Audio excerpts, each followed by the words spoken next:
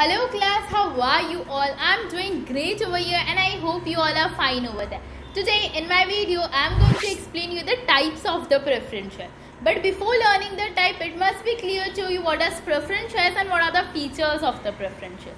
So if it is not yet learned, you can go and watch my video. The link is in the description box. Okay, let's start it, okay? So children, basically there are 8 types of preference shares. Cumulative preference shares, non-cumulative preference shares, convertible preference shares, non-convertible preference shares, participating preference shares, non-participating preference shares, redeemable preference share, and last is irredeemable preference shares. Let's start with cumulative preference shares. Now, so class, what is cumulative preference shares? Cumulative preference shares मतलब company में preference shares का जो rate of dividend रहता है ना children, वो fix रहता है एवरी ईयर. फॉर एग्जांपल हमारे एक मिस्टर ए है और मिस्टर ए ने प्रेफरेंस शेयर्स के अंदर इन्वेस्ट किया है, तो मिस्टर ए को एवरी ईयर कंपनी की तरफ से 1000 रुपीज डिविडेंड मिलता है. ठीक है. नाउ मिस्टर ए के पास जो प्रेफरेंस शेयर्स है ना, वो cumulative type of preference shares है. ओके. सो इन ईयर 2020 कंपनी को लॉस हो गया है और कंपनी कैपेबल नहीं है कि कंपनी अपने प्रेफरेंस शेयर होल्डर्स को भी डिविडेंड दे.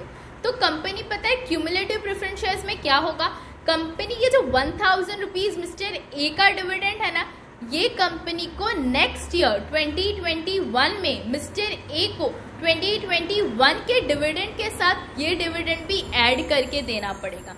फॉर एग्जाम्पल अब मिस्टर ए का 2021 का डिविडेंड है 1000 रुपीज, 2020 का डिविडेंड है 1000 रुपीज. सो मिस्टर ए को 2021 में 2000 रुपीज डिविडेंड मिलेगा क्योंकि 2020 का भी डिविडेंड ऐड हो जाएगा. So simply means cumulative preference shares में अगर कंपनी लॉस होता है या अगर कंपनी को एडिक्वेट प्रॉफिट नहीं है और कंपनी डिविडेंड नहीं दे पाती प्रेफरेंस शेयर्स को, तो कंपनी को उनका डिविडेंड नेक्स्ट ईयर के लिए कैरी फॉरवर्ड करना पड़ता है और नेक्स्ट ईयर उनको उनका डिविडेंड पे करना पड़ता है. इन केस अगर नेक्स्ट ईयर भी प्रॉफिट नहीं हुआ तो कंपनी को 2 साल का डिविडेंड थर्ड ईयर कंपनी को 3 साल का डिविडेंड देना पड़ेगा. 2 साल का जो एरियर्स में था, मतलब जो नहीं दिया था, और थर्ड ईयर का जो देना बाकी. सो दैट इज कंपनी को थर्ड ईयर 3 साल का डिविडेंड देना पड़ेगा. सो इफ अगर इक्विटी का भी डिविडेंड बाकी है तो कंपनी को पहले प्रेफरेंस शेयर होल्डर्स का जो भी एरियर्स ऑफ डिविडेंड है, मतलब जो भी पेंडिंग डिविडेंड है, वो क्लियर करना पड़ेगा. उसके बाद ही कंपनी इक्विटी शेयर होल्डर को डिविडेंड दे सकती है. So clear. Cumulative preference shares मतलब अगर डिविडेंड नहीं पे हुआ तो डिविडेंड नेक्स्ट ईयर के लिए एड ऑन हो जाएगा. नेक्स्ट ईयर भी नहीं हुआ, थर्ड ईयर के लिए एड ऑन हो जाएगा जब तक कंपनी उनका पूरा डिविडेंड उन्हें पे नहीं कर देती. कंपनी ऑलवेज क्यूमुलेटिव डिविडेंड ही इशू करती है until and unless it is mentioned in the article of association. Clear? Let's move to the second type.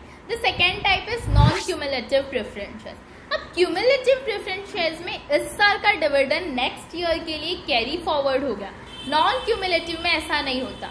Non cumulative preference shares में अगर इस पर्टिकुलर साल में लॉस हुआ है तो लॉस हुआ है, नेक्स्ट ईयर वो डिविडेंड कैरी फॉरवर्ड होके नहीं मिलेगा. फॉर एग्जाम्पल मिस्टर ए को 2020 में 1000 रुपीज डिविडेंड मिलना चाहिए था, बट कंपनी को लॉस हो गया तो मिस्टर ए का 2020 का डिविडेंड गया.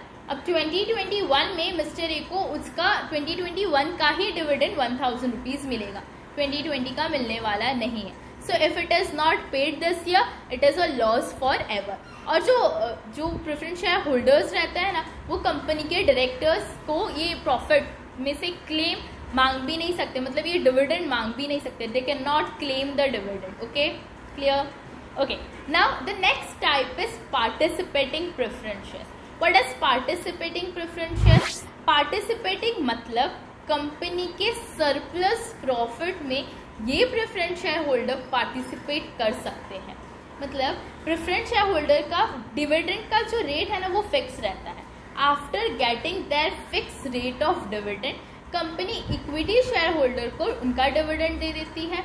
और उसके बाद भी अगर कंपनी के पास सरप्लस प्रॉफिट है तो ये सरप्लस प्रॉफिट में से कुछ लिमिटेड पार्ट कंपनी इन पार्टिसिपेटिंग प्रेफरेंस शेयर होल्डर को देती है। Clear? Now the next type is non participating preference shares. जैसे पार्टिसिपेटिंग प्रेफरेंस शेयर्स को एक्स्ट्रा डिविडेंड मिलता है, वैसे ही नॉन पार्टिसिपेटिंग प्रेफरेंस शेयर्स में ऐसा कुछ भी नहीं होता, because they are not participating in the surplus profit of the company. ठीक है, अब नॉन पार्टिसिपेटिंग प्रेफरेंस शेयर्स में कंपनी जब प्रेफरेंस शेयर्स को इशू करती है उसी टाइम पे रेट ऑफ डिविडेंड को डिसाइड कर देती है। वही रेट ऑफ डिविडेंड उन्हें एवरी ईयर मिलता है। मीन्स अगर मिस्टर ए को एवरी ईयर 1000 रुपीज़ मिल रहा है और उनके पास नॉन पार्टिसिपेटिंग प्रेफरेंस शेयर्स है तो मिस्टर ए को इस साल भी 1000 रुपीज़ ही डिविडेंड मिलेगा। ऑल्दो कंपनी को बहुत ज़्यादा प्रॉफिट हुआ है, फिर भी मिस्टर ए को एक्स्ट्रा प्रॉफिट मिलने वाला है। Extra profit in the form of dividend मिलने वाला नहीं है। Clear? Now the next point is convertible preference shares. अब चिल्ड्रन, कन्वर्टेबल मतलब एक चीज को दूसरी चीज में कन्वर्ट करना। सो कन्वर्टेबल प्रेफरेंस शेयर्स भी सेम है। कन्वर्टेबल प्रेफरेंस शेयर होल्डर के पास राइट होता है कि after certain period of time वो अपने प्रेफरेंस शेयर्स को इक्विटी शेयर्स में कन्वर्ट कर सकते हैं, only if article of association permit. Article of association में अगर है कि कंपनी कन्वर्टेबल प्रेफरेंस शेयर्स को कुछ टाइम के बाद इक्विटी शेयर्स में कन्वर्ट कर सकती है तो प्रेफरेंस शेयर्स अपने प्रेफरेंस शेयर्स को पीरियड के बाद, एक सर्टेन पीरियड के बाद इक्विटी शेयर्स में कन्वर्ट कर सकते हैं। So for example mister A के पास प्रेफरेंस शेयर्स है और एक सर्टेन पीरियड के टाइम मिस्टर ए अपने उसी प्रेफरेंस शेयर्स को इक्विटी शेयर्स में कन्वर्ट कर सकते हैं। Clear? The next point is non convertible preference share.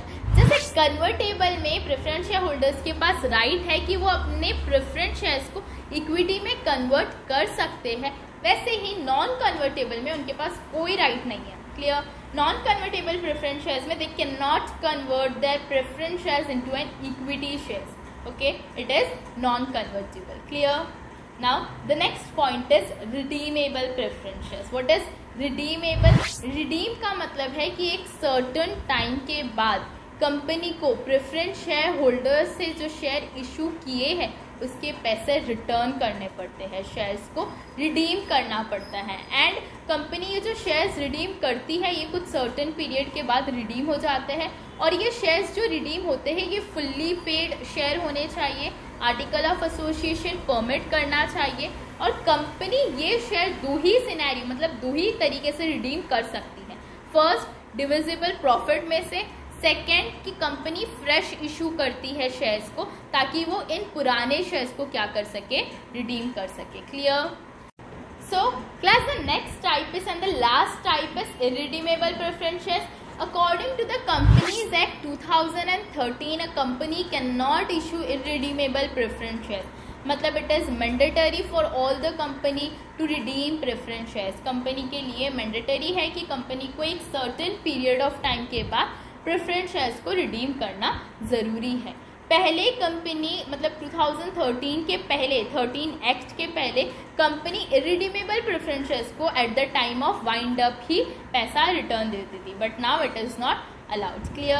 So I hope all the types are clear. If you have any queries in any of the type, you can ask me in the comment section. And children, yes, this is an important answer. Redeemable, irredeemable का कभी distinguish आ जाता है तो कभी पूरे types भी पूछ लेते हैं. Clear? Thank you.